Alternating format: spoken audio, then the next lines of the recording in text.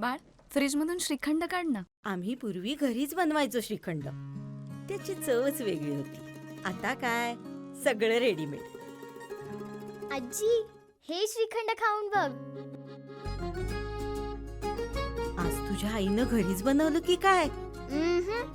हे आहे गोकुळचं श्रीखंड. अगदी जिभेवर रेंगाळणार. जिभेवरच नाही तर मनावरही रेंगाळणार. गोकुळ श्रीखंड, मनावर रेंगाळणार. हॉटेल व्यावसायिकांना फ्रॉड व्यक्तींकडून वकिलाची नोटीस पाठवून धमकावण्याचे प्रकार सुरू आहेत.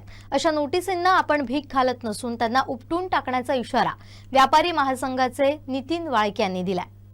सध्या तंत्रज्ञानाच्या माध्यमातून निरनिराळे स्कॅम केले जात आहेत आणि ते रोज आपण समाज माध्यमात वर्तमानपत्रातनं वाचतो.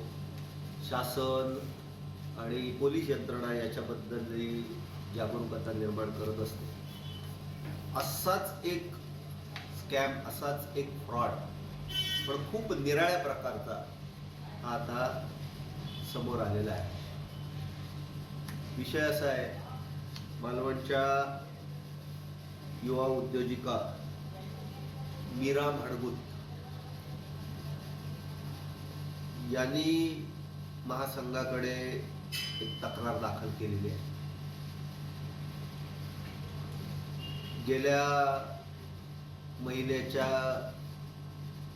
3-4 तारखेला त्यांना पहिल्यांदा एक वकिलामार्फत पाठवली आहे असं भासवणारी एक नोटीस वजा पत्र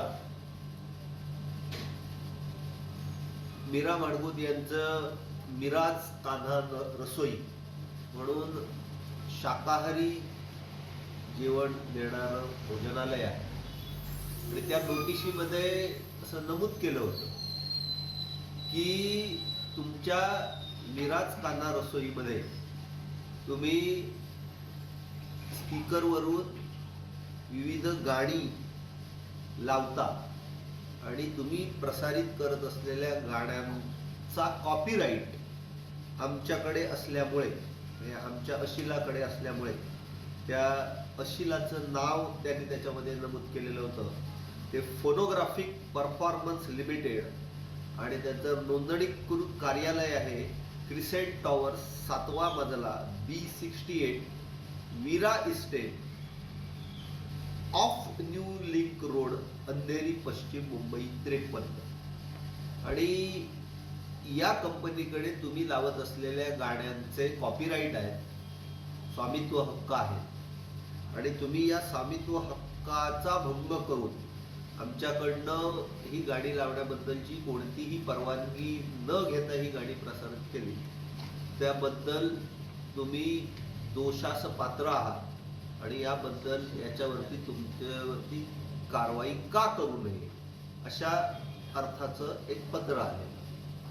या पत्रामध्ये एक छोटंसं वाक्य होतं की जर तुमच्याकडे असं काही होत नसेल तर या पत्राकडे दुर्लक्ष करावं. ते पत्र घेऊन महासंघाकडे आल्या. त्या पत्रातील भाषा आणखी एकंदरीतच आतला मजकूर लक्षात घेताय हे खोडसाळपणा आहे, हे आमच्या तेव्हाच लक्षात आलं. पण आज त्याच्या संदर्भातली एक महत्वाची घटना घडली की त्यांना पोस्टाच्या मार्फत शिखा दत्ता या तथाकथित वकिलाच्या मार्फत एक नोटीस प्राप्त झाली. त्या नोटिशीमध्ये, legal notice for infringement of copyright under section 51 RW 69 of the copyright act 1957 या खाली दिलेली ही नोटीस आणि त्यांच्याकडे त्यांनी 50 लाख रुपयाच्या नुकसान भरपाईची मागणी केली.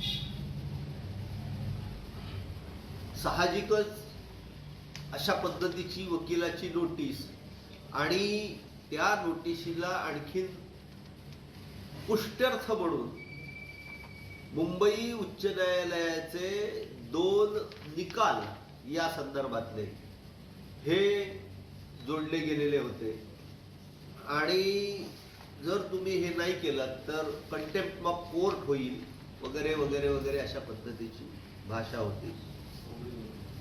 ही नोटीस प्राप्त होताच त्यांनी अर्थातच विधिज्ञाचा सल्ला घेतला. महासंघाकडेही याच्या संदर्भातली तक्रार दाखल केली.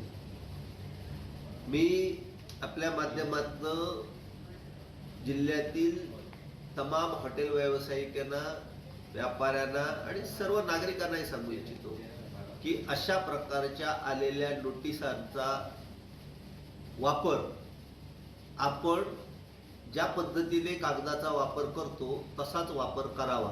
कारण या नोटिसांना कसल्याही प्रकारची कायदेशीर पात्रता नाही. या नोटिशीवरती कुठेही कुठल्याही वकिलाचा शिक्का नाही. आणि सगळ्यात महत्त्वाची गोष्ट की उत्तरासाठी किंवा या बाबतीत तुम्ही पुढील संपर्क साधण्यासाठी म्हणून 2 संपर्क क्रमांक दिलेले आहेत. महादेवा बिरादर आणि निलेश क्षीरसागर ह्या 2 नावांचे 2 संपर्क क्रमांक दिलेले आहेत. आणि या संपर्क क्रमांकावरती किंवा ईमेलवरती तुम्ही याच्या संदर्भातला संपर्क करा.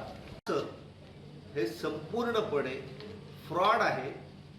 उद्या तुम्ही कोणी संपर्क केला की ते तुम्हाला बोलण्यात गुंतवणार. आयदर त्या फोनवरनं तुमचा फोन हॅक केला जाऊ शकतो, एखादा OTP पाठवला, त्यामुळे काहीही होऊ शकतं. अजिबात घाबरू नका. ही कोण शिखा दत्ता आहे, त्या शिखा दत्ताची शिखा आपण शांतपणे उपटून टाकूया. मात्र अशा प्रकारच्या नोटिसा जर आणखी कोणाला आलेल्या असतील तर त्यांनी महासंघाशी जरूर संपर्क करा. मग एकत्रितरित्या याच्या संदर्भातली काय कारवाई करायची याचा निर्णय नजीकच्या मेळाव्यामध्ये जाहीर करू. धन्यवाद.